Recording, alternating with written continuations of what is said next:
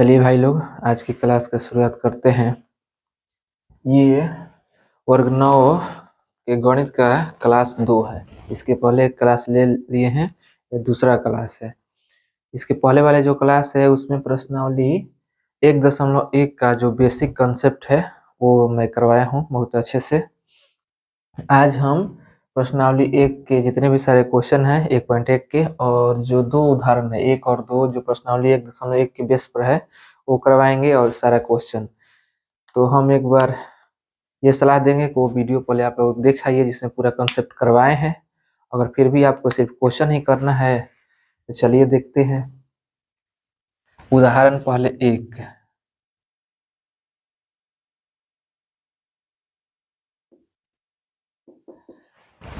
उदाहरण 1 है, नीचे दिए गए कथन सत्य हैं या सत्य कारण के साथ अपने उत्तर दीजिए। आपको क्वेश्चन दिख रहा होगा वहां पे।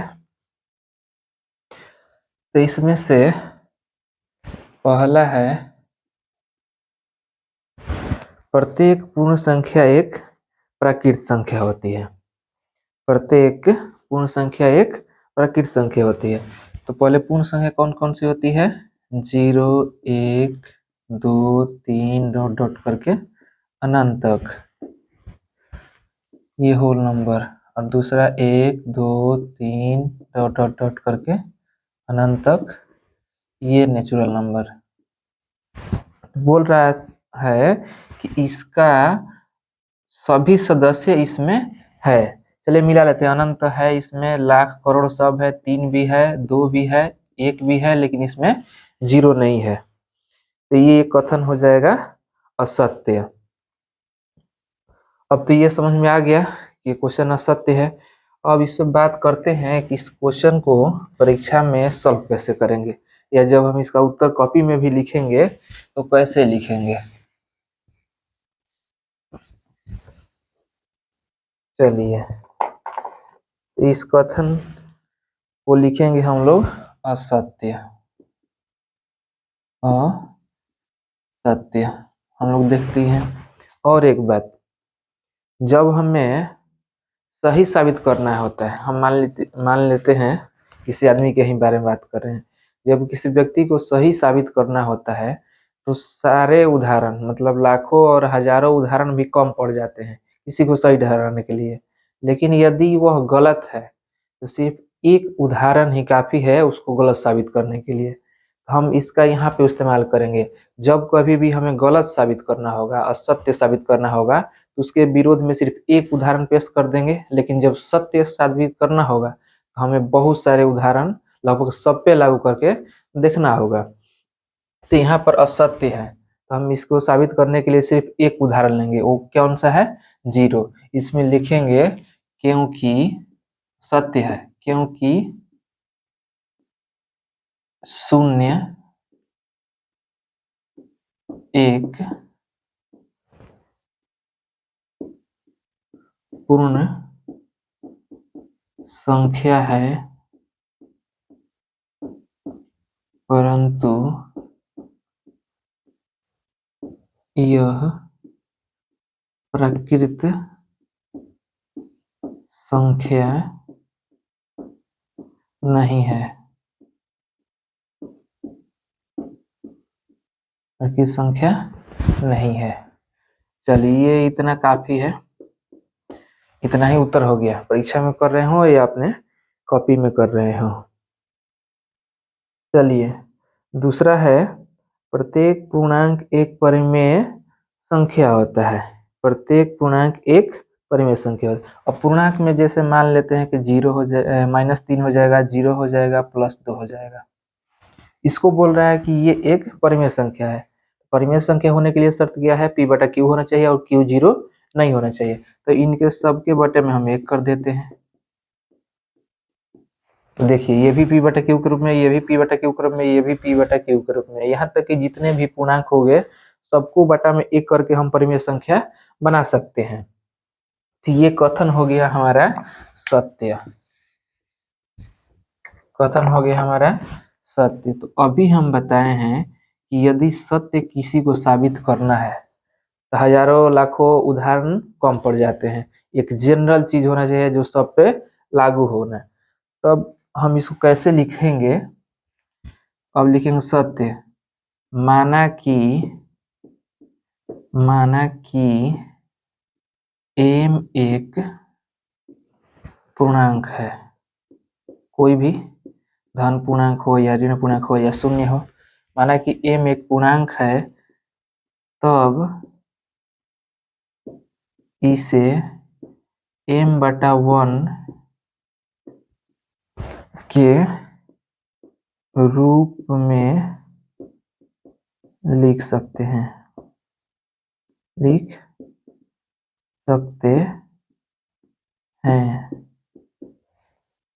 यहाँ m पहले से ही पूर्णांक है, m तथा एक पूर्णांक हो भी करता है, तो यहाँ m तथा एक पूर्णांक है तथा एक बराबर नॉट जीरो। जब एक बराबर जीरो नहीं है या ऊपर नीचे पूर्णांक है तो ये क्या कहलाएगा? परिमेय संख्या। तो देखिए यहाँ पर जो हम m लिखे हैं वो सारे पूर्णांक के लिए लागू होता है। जब सारे पूर्णांक के लिए लागू हो जाएगा तब ये कथन सत्य होगा। वही बोले हैं कि सत्य साबित करने के लिए बहुत सारा, मतलब सब पे लागू होना चाहिए, लेकिन सत्य साबित करने के लिए सिर्फ एक उदाहरण ही काफी है।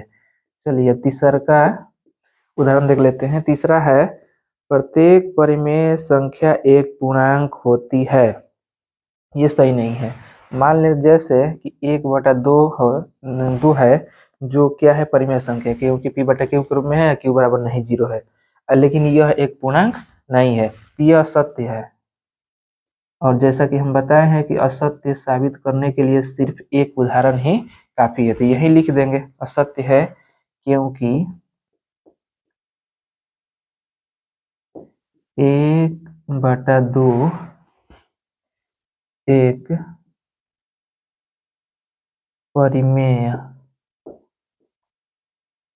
परिमेय संख्या है,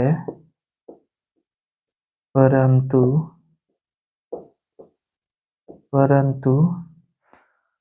पूर्णांक नहीं।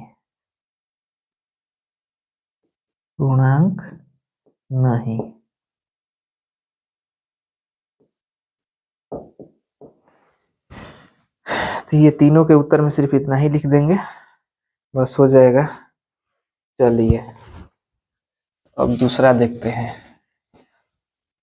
ऑनलाइन पढ़ाई में यही एक फायदा है कि आप रुकेंगे नहीं कि बच्चे उतार ले बोर्ड पर से, नहीं तो क्लास में टाइम देना पड़ता है कि अब आप उतार लो। चलिए उदाहरण 2 देखते हैं। उदाहरण 2 आपको दिख रहा होगा।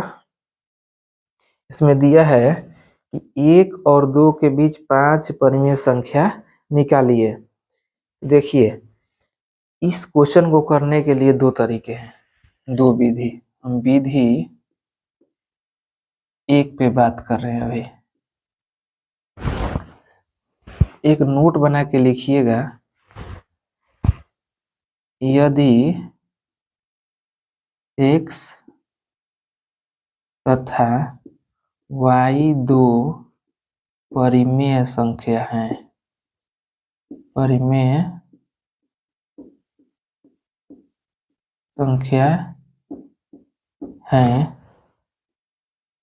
तब x तथा y के ठीक बीच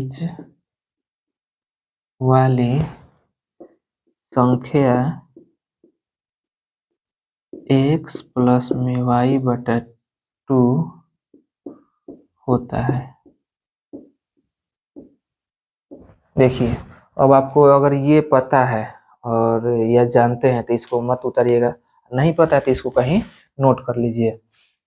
ये क्वेश्चन में लिखना नहीं है, बस समझने के लिए बता दिए हैं क्या कि यदि x और y 2 परिमेय संख्या है तब x तथा y के ठीक बीच वाली संख्या x प्लस y/2 होता है। जैसे मान लेते हैं कि हमें 2 और 18 के ठीक बीच वाली संख्या ज्ञात करना है, तो क्या करते हैं? 2 प्लस में 18 बटा में 2 कर देते हैं, 18 2 20, या और बटा में 2 है तो 10 हो जाएगा। अगर हम 10 लिखते हैं तो ठीक इन दोनों के बीच में होगा। कैसे? 10 में से 8 घटाएंगे तो 2, और 10 में 8 जोड़ेंगे तो 18। अब मान लीजिए इन दोनों के बीच ठीक बीच वाली संख्या ज्ञात करना है, तो हो जाएगा 10 18 28 बटे 2 14, यानी कि 14 जो है इन दोनों के ठीक बीच में है। कैसे? 4 घटाएंगे 10, 4 जोड़ेंगे 18। हमको लगता है ये बात आपको समझ में आ गया है। तो यही इस उदाहरण को करने का पहला विधि है। अब देखिए हमारा क्वेश्चन बोल रहा है कि 1 और 2 के बीच, तो 1 है तथा 2 है, ठीक। तो ए नंबर 1 तथा 2 के बीच की संख्या, 1 तथा 2 के ठीक बीच वाली संख्या क्या होगी? तो 1 प्लस में 2 बटा में 2 बराबर 3 बटा में 2। जैसे यदि 1 है और यहाँ 2 है तो ठीक बीच में क्या आएगा इसके? 3 बटा 2। अब क्या करेंगे, जब दूसरा निकालना होगा तब इन दोनों के बीच निकाल लेंगे। तो क्या लिखेंगे? 1 तथा 3 बटा 2 के बीच की संख्या। फिर वही फॉर्मूला लगाएंगे, 1 प्लस में 3 बटा 2 बटा में 2 बराबर, ये बटा पक्का जोड़ करना आएगा ना, ये 2 हो जाएगा। 2 प्लस में 3 बटा में 2, एक पहले से 2 है तो ये हो जाएगा 4, 3 2 5 और बटा में 2 गुना 2 4। तो ये जो संख्या होगा 5 बटा 4, ये ठीक इन दोनों के बीच में होगा, 5 बटा में 4। और ज्ञात करना है तब की बार इन दोनों को ले लेते हैं। यह 3 बटा 2 तथा 2 के बीच क्या हो जाएगा? 3 बटा 2 प्लस में 2 बटा में 2 बराबर वही बटा पर जोड़, 3 प्लस में 2 दूनी के 4 बटा में 2 ऊपर वाला और एक नीचे से पहले से है गुना में, ये हो जाएगा 4 3 7 बटा में 4। ये 7 बटा 4 जो है ठीक इन दोनों के बीच में यहाँ पर होगा। तो हम अभी तक कितने प्राप्त कर चुके हैं? 1 2 3 संख्या, हमें ज्ञात करना है 5। अब किसी को ले लेते हैं, इन दोनों के बीच ले सकते हैं, इन दोनों के बीच ले सकते हैं, या इन दोनों के बीच ले सकते हैं, कहीं भी ले सकते हैं। मान लेते हैं हम यहाँ पर इन दोनों के बीच लेते हैं, तो डी में 1 तथा 5 बटा 4 के बीच, तो ये आपका हो जाएगा, कैसे निकलेगा?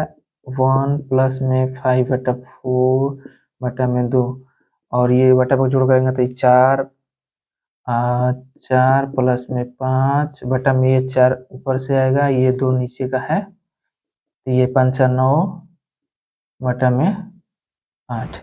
ये जो संख्या होगा इन दोनों के ठीक बीच में होगा, क्या हो जाएगा? 9 बटा में 8। और एक कोई 5 निकालना है, कोई ले लेते हैं, मान लो इन दोनों को ले लेते हैं।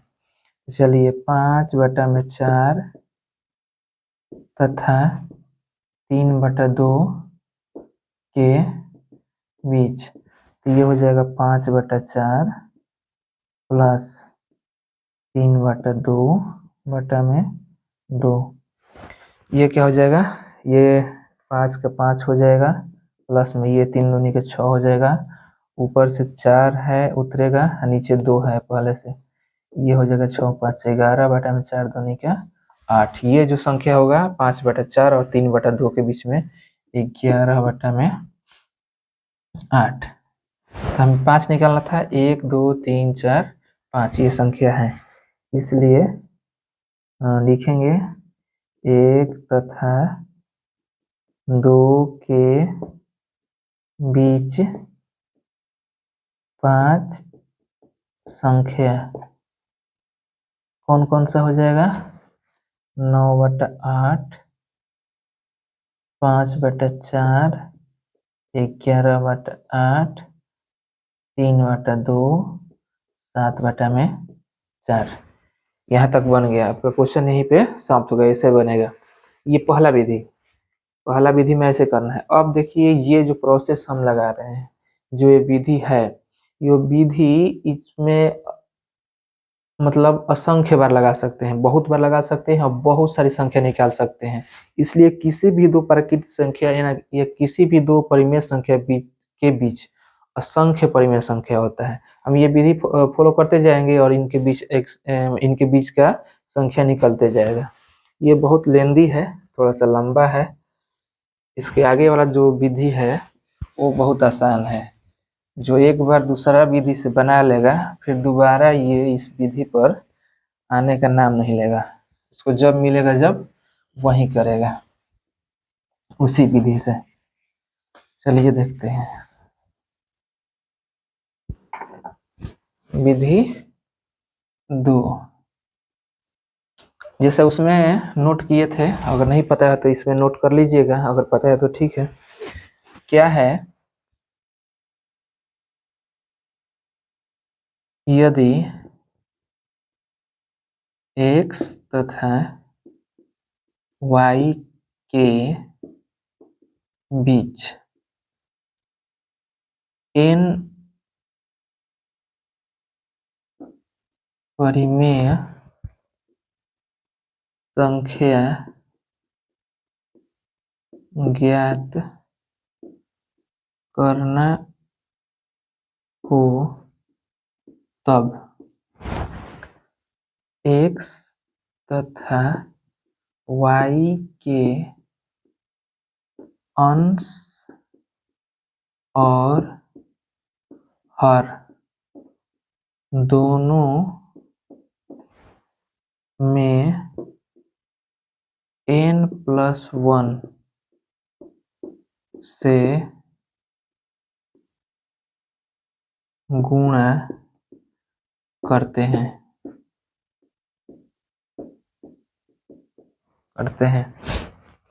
अब अंश में एक एक बढ़ाते जाने पर n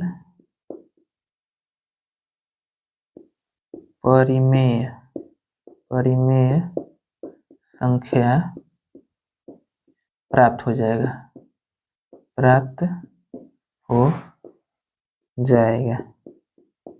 चलिए इसको नोट कर लीजिए, अगर नहीं पता है तो ठीक है।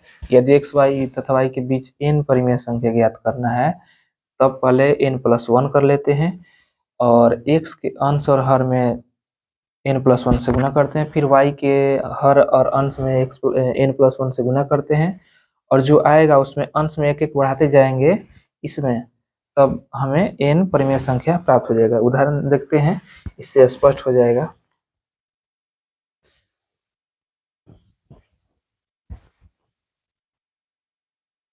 चलिए, जैसे हमें करना है 1 तथा 2 के बीच 5 ज्ञात करना है, तो पहले क्या करेंगे? 5 + 1 = 6।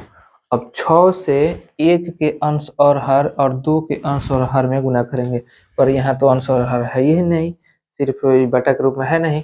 तो क्या करेंगे? पहले इनको बटा के रूप में चेंज करेंगे। 1 को बटा में कैसे बदल सकते हैं? 1/1 कर सकते हैं। और 2 को कैसे बटा में परिमेय संख्या लिख सकते हैं? 2/1। अब इसका आंसर दोनों हो गया।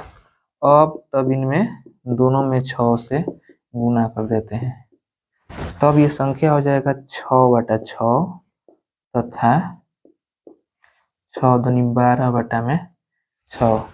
अब इनके बीच आराम से संख्या निकाल सकते हैं, जैसे इसलिए 1 तथा 2 के बीच 5 परिमेय संख्या क्या हो जाएगा, एक बढ़ाते जाएंगे, 6 में एक जोड़ेगा तो कितना हो जाएगा 7/6, फिर एक जोड़ेंगे 8/6, फिर एक जोड़ेंगे 9/6, फिर एक जोड़ेंगे 10/6, फिर एक जोड़ेंगे 11/6, कितना हो गया 5 हो गया। अगला 12/6 का जो यहाँ दिया गया है। अब आप इसको चाहे तो कटा सकते हैं, जो कटेगा, नहीं तो ऐसे भी ठीक है। बस इतना ही है इसमें। ये विधि बहुत सी आसान है, अगर जिसको पता है ये विधि, वो लौट के वो विधि पर नहीं जाएगा, वो कभी बनाएगा भी नहीं, लेकिन जानकारी रखना जरूरी है। इसमें भी असंख्य संख्या निकाला जा सकता है बीच में, क्योंकि जितनी हमें संख्या चाहिए, मान लो कि हमें 1 लाख संख्या चाहिए, इन दोनों के बीच 1 और 2 के बीच 1 लाख परिमेय संख्या है, तब हमें क्या करना पड़ेगा, 1 लाख में एक जोड़ना है, 1 लाख एक हो जाएगा, 1 लाख एक से ऊपर गुना करना है, फिर उसके नीचे, फिर इसमें 1 लाख एक से ऊपर गुना करना है, फिर नीचे, फिर अंश में एक एक बढ़ाते जाएंगे तो हमें 1 लाख संख्या प्राप्त हो जाएगी। ये हुआ तो हमारा उदाहरण नंबर 2 के 2 विधि। चलिए, इस प्रश्नावली के अंतर्गत 2 ही था उदाहरण। अब चलते हैं प्रश्नावली 1.1 के क्वेश्चन पर।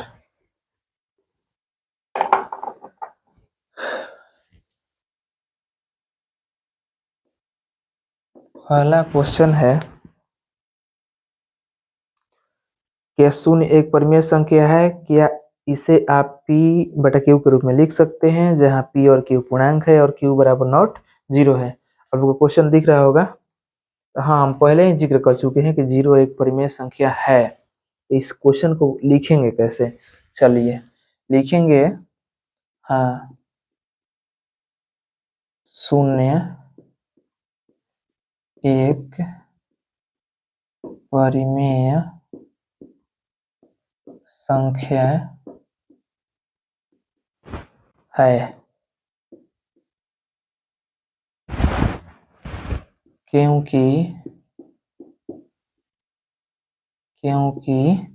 0 बराबर 0/1 यहाँ क्या है, 0 एक पूर्णांक है और 1 भी एक पूर्णांक है। यहाँ 0 तथा 1 पूर्णांक है तथा 1 बराबर नॉट 0। यही परिमेय संख्या की कसौटी है कि उसे P/Q में लिखा जाना चाहिए, जहाँ P और Q पूर्णांक हो और नीचे वाला जो हर हो वो 0 नहीं हो। ये आपका क्वेश्चन नंबर 1 का उत्तर है। इतना ही कर देने से बस फुल नंबर मिलेगा और कुछ नहीं जोड़ना है। चलिए, अब क्वेश्चन नंबर 2 आपको दिख रहा होगा, है कि 3 और 4 के बीच में 6 परिमेय संख्या ज्ञात कीजिए। तो आप लोग पहले वाले विधि से ज्ञात कीजिएगा, हम दूसरे वाले विधि से कर देते हैं, और आपको भी दिया जाएगा तो आप शायद दूसरे विधि से कीजिएगा, पहले वाले विधि से नहीं कीजिएगा। लेकिन जानकारी के लिए और सीखने के लिए आप एक बार करके ट्राई जरूर कीजिएगा, ठीक ना। चलिए, क्या है, 3 तथा 4 के बीच कितना ज्ञात करना है, 6। तो 6 ज्ञात करना है, तो 6 प्लस में 1 बराबर कितना होता है 7। अब यहाँ पर 3 तथा 4 जो है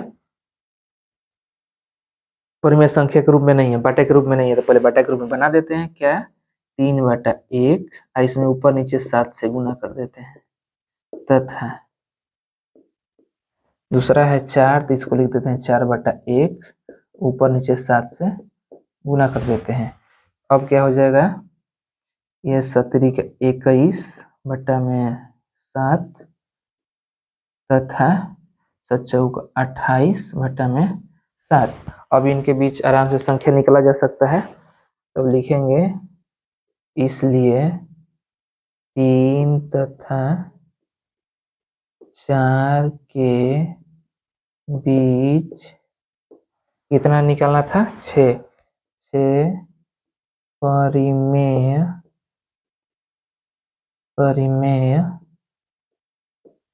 संख्या कौन कौन हो जाएगा, एक जोड़ेंगे 22/7, एक जोड़ेंगे 23/7, एक जोड़ेंगे 24/7, एक जोड़ेंगे 25/7, एक जोड़ेंगे 26/7, फिर एक जोड़ेंगे 27/7। ये हमारा 1 2 3 4 5 6 नंबर हो गए, किसके बीच, 3 तथा 4 के बीच। ये 2 भी बन गया, प्रश्न संख्या 1 तथा प्रश्न संख्या 2। अब चलिए 3 पे बात करते हैं।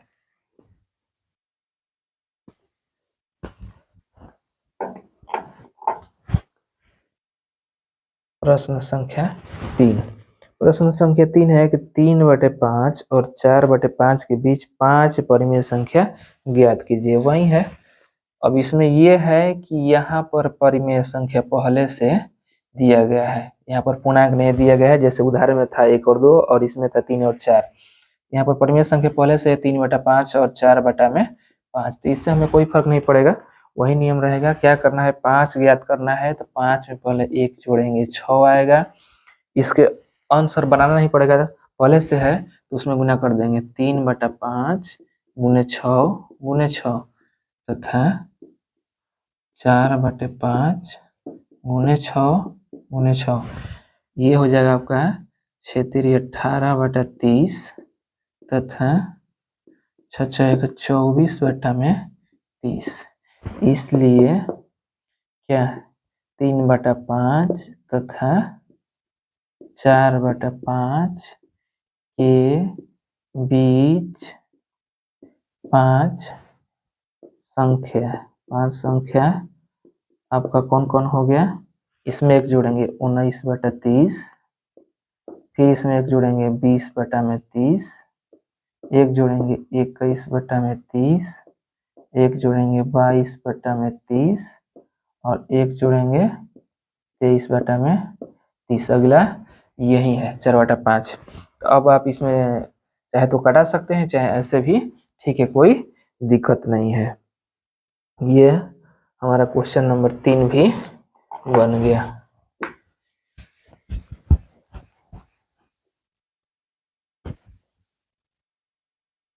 चलिए अब क्वेश्चन नंबर 4 देख लेते हैं। क्वेश्चन नंबर 4 में 3 कथन दिए गए हैं और उनको सत्य और असत्य बताना है और अपने उत्तर का कारण भी देना है। क्वेश्चन आप लोगों को दिख रहा होगा। पहला है, प्रत्येक प्राकृत संख्या एक पूर्ण संख्या है। तो प्राकृत संख्या क्या है, 1 2 3 ... अनंत। और एक पूर्ण संख्या है, तो पूर्ण संख्या क्या है, 0 1 2 3 ... अनंत।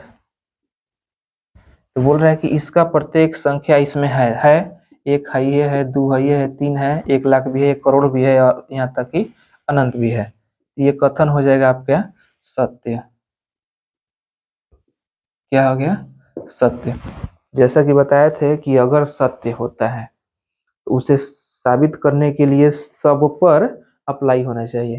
तो उसको कैसे करेंगे, थोड़ा सा देख लेते हैं। इसको कैसे लिखेंगे, सत्य तो हो गया, अब लिखेंगे कि ऐसे बना लीजिएगा, प्राकृत संख्या, इसको छोड़िए ना, हटाइए।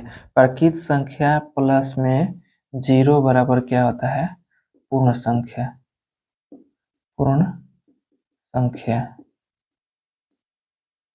ये होता है, यानी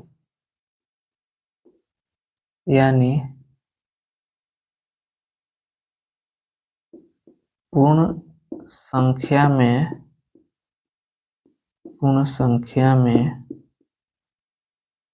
प्राकृत संख्या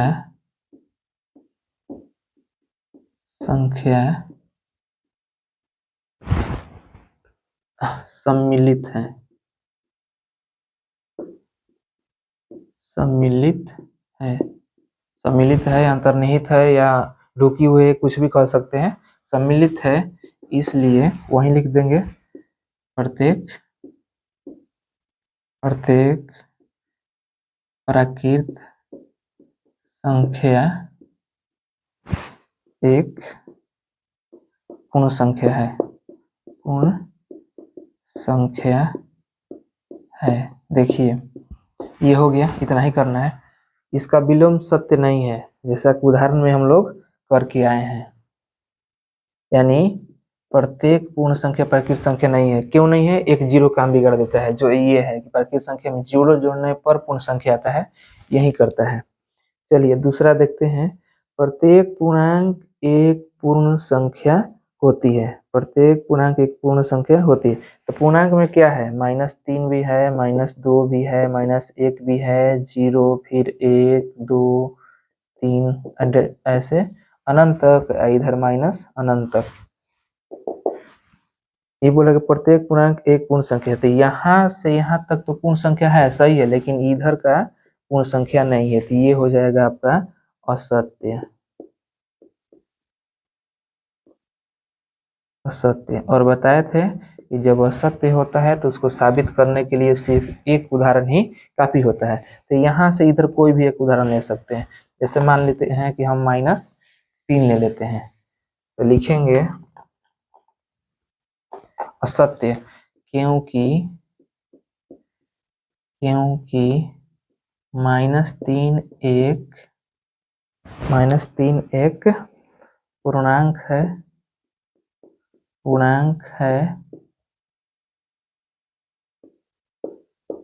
परंतु पूर्ण संख्या नहीं, पूर्ण संख्या नहीं। बस इतना ही काफी है, हो जाएगा। तीसरा देख लेते हैं। तीसरा है प्रत्येक परिमेय संख्या एक पूर्ण संख्या होती है। ये नहीं हो सकता है, क्यों? क्योंकि फिर वही उदाहरण है कि 1/5 जैसे ले लिए। 1/5 क्या है? परिमेय संख्या, लेकिन यह एक पूर्ण संख्या नहीं है, तो ये हो जाएगा असत्य। और असत्य के लिए एक उदाहरण ही काफी है उसको गलत साबित करने के लिए। तो लिखेंगे क्योंकि 1/5, आप कुछ भी लिख सकते हैं, लेकिन हाँ वो बटा में होना चाहिए। 1/5 एक परिमेय संख्या है, परिमेय संख्या है, परंतु पूर्ण संख्या नहीं, पूर्ण संख्या नहीं। बस हो गया, इतना ही करना है। इस प्रकार से हमारा 1.1 का जो इतना क्वेश्चन था वो सॉल्व हो गया और 2 उदाहरण भी सॉल्व हो गया। आज की क्लास तब यहीं समाप्त करते हैं।